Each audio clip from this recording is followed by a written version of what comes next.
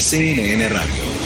En Rosario, 89.5. Yo les conté que había estado viendo algunos informes, inclusive en BCR News, el portal de noticias de la Bolsa de Comercio de Rosario, hay un informe de IDESA publicado sobre que 2 de cada 3 personas que se subieron desafortunadamente a la pobreza son de Buenos Aires, del conurbano bonaerense. Pero estaba viendo a propósito de esto algunos informes anteriores, y había uno del 2019 con datos hasta el 2018, que recuerdo haber comentado aquí en su momento, pero que viene bien refrescarlo, que mostraba a la Argentina con un índice de pobreza de 29% en 2006 y que lo había llevado en 2018 a 32%. En el 2006 Chile tenía, igual que Argentina, 29% y lo había bajado en 2018 a 8%, un caso parecido al de Uruguay, que lo tenía en 32% en 2006 y también lo había bajado a 8%. No hay mejor llamador para los políticos argentinos de que están haciendo las cosas muy mal que esta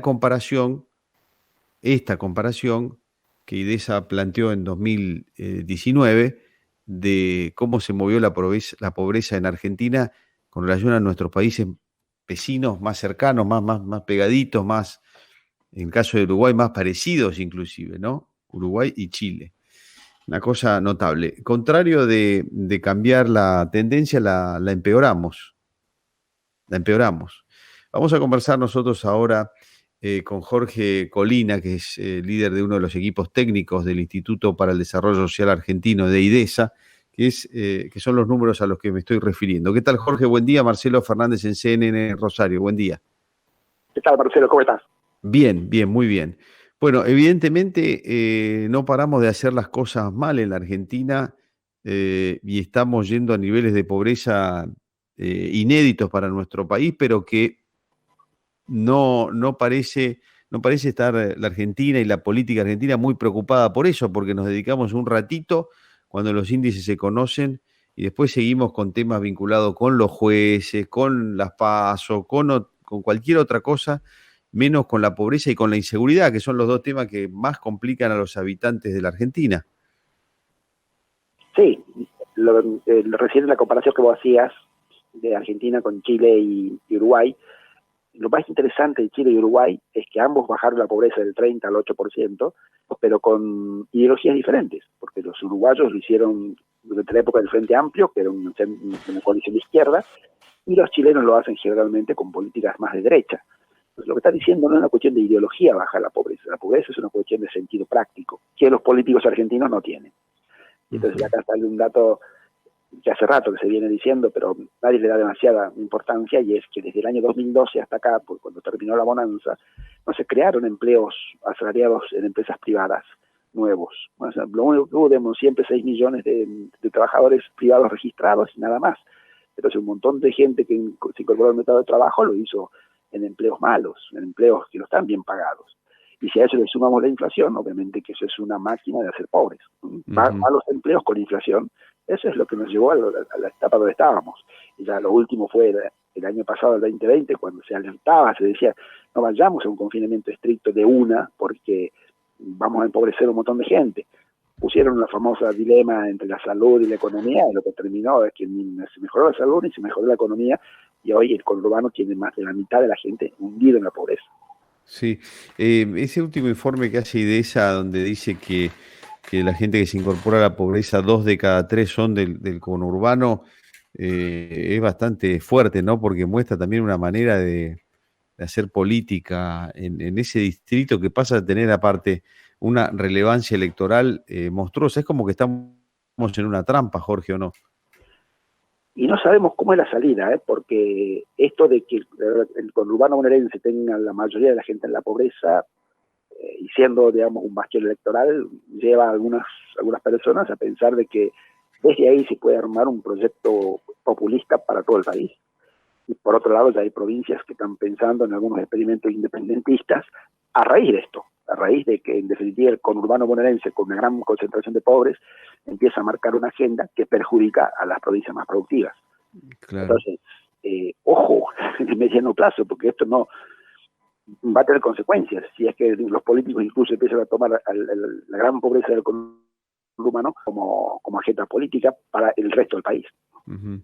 Que Argentina vaya incrementando su pobreza en algún aspecto tiene que ver con los niveles de inflación, pero no únicamente, ¿no? Dicho sea de paso, los niveles de inflación que Argentina muestra son únicos a nivel mundial, sacando excepciones que conocemos, e incluso dentro de América Latina el promedio creo que es 5%, el que tenemos más cerca para abajo, creo que es Costa Rica o algún país de eso que tiene 4 o 5%, pero la mayoría de los países de América Latina está abajo de eso. Aprovecho y pregunto, Jorge, ¿cómo puede ser que Argentina tampoco le haya encontrado la vuelta al tema de la inflación, que ya de por sí va metiendo gente en la pobreza por el solo correr del tiempo, ¿no?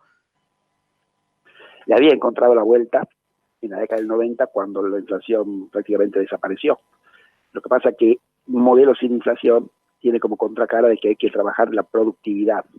Y ahí es donde los argentinos no quisieron hacer los deberes. Y en definitiva esa es la crisis del 2002, donde la Argentina dice, salgámonos de este corset antiinflacionario que busca productividad y vayamos a un modelo inflacionario en donde suben los precios y suben los salarios. Y bueno, y desde hace 20 años que estamos en este modelo inflacionario, cuando el mundo ya entendió que la inflación es una bomba al progreso. Si se quiere una sociedad que progrese, hay que tener una sociedad sin inflación y con crecimiento. Y los argentinos hace 20 años que solamente tenemos inflación, tuvimos crecimiento en la época de la bonanza, entre 2004-2012, que fue para recuperarse más que nada, y después no tuvimos más crecimiento. Entonces eso es lo que nos lleva. Sin crecimiento e inflación, como decíamos recién, es fábrica de multiplicar pobres. Uh-huh.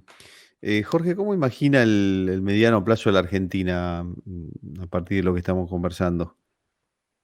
En una rediscusión de los roles entre la nación y las provincias, por este tema que decíamos recién de que el conurbano tiene una acción electoral, está concentrando mucha pobreza y está generando políticas que no favorecen a los sectores más productivos.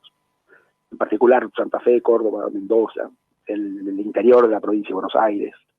Tenemos dos argentinos, una Argentina productiva, que es la de Santa Fe, Córdoba, Mendoza, el interior de la provincia de Buenos Aires, que tienen mucha salida internacional, y por otro lado, un bastión de 12 millones de personas hacinadas, de las cuales la mitad es pobre, que realmente tienen agendas diferentes de política. Entonces, me parece que por ahí va a pasar la política en Argentina, en discutir cómo hacemos, digamos, para que ese bastión que es el conurbano no siga frenando el desarrollo de las regiones más productivas. Pero encontramos que probablemente a una parte de la política le conviene, o usted cree que es un pensamiento demasiado perverso, porque hay gente que dice que a una parte de la política le conviene seguir sosteniendo ese bastión que es Buenos Aires y con las características que actualmente tiene. Digamos, a los que son los intendentes, que le dicen los varones del conurbano, en cierta forma sí les conviene, porque la gente que vive del Estado, que vive de ellos, o sea, es como que es más fácil convencer a una persona pobre que come de la mano del político. Pero, y de ahí pasa que hay ciertas ideas de que, bueno, desde el conurbano se puede tener un proyecto nacional. Yo creo que no es suficiente, ya cuando el resto del país ya no acepta las políticas que emergen del conurbano.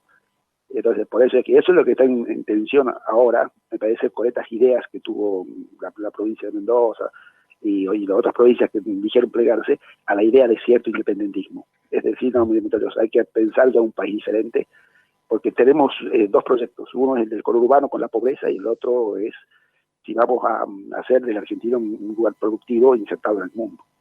Uh-huh. Jorge, un nuevo encierro que, bueno, el gobierno está tratando de esquivar, ¿no? Implicaría todavía meter a más gente dentro de la pobreza y levantar los niveles de los que estamos hablando. Y totalmente. De hecho, muchos alertábamos el año pasado que no había que hacer un encierro tan estricto en el 2020, cuando ni siquiera teníamos contagios. La gran contradicción es que ahora con tasas récord de contagios ya no se animan, digamos, a cerrar la economía porque saben que eso va a empobrecer aún más. Hay que saber convivir con el virus y seguir produciendo, porque si no la cuestión de la pobreza va a ser. Ujú. Muy bien, Jorge, le agradezco mucho las explicaciones y los conceptos que nos ha dejado. Ha sido muy amable. A ustedes, muchas gracias. Adiós, hasta luego. Hemos conversado con Jorge Colina, que forma parte y lidera los equipos técnicos del Instituto para el Desarrollo Social Argentino de IDESA. Hablamos un poquito de la pobreza. Ahí están los dos modelos planteados, los planteaba Jorge con mucha claridad. Tendrá que elegir la gente qué modelo de Argentina quiere, teniendo estas dos posibilidades enfrente, ¿no?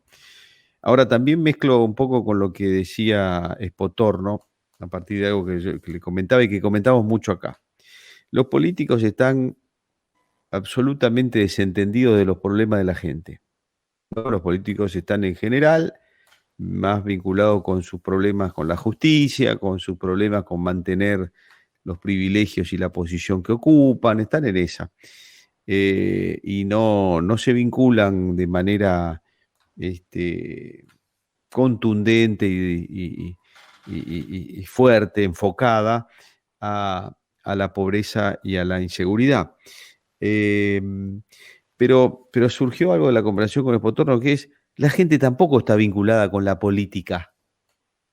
O sea, los políticos andan en otro mundo, no tienen que ver con la gente, pero la gente tampoco tiene que ver con la política. La gente se ha desentendido de la política. No le presta más atención, no le pone ganas, no se interesa, en líneas generales, ¿no? No averigua, no cuestiona, no se queja, en definitiva, salvo situaciones muy puntuales y en algunos casos hasta aisladas. Es una mala situación, es un diagnóstico que no propone cosas buenas para adelante. Políticos desentendidos de los problemas de la gente y la gente desentendida de la política. No me imagino cómo reconectar esta situación para alinear intereses, ¿no?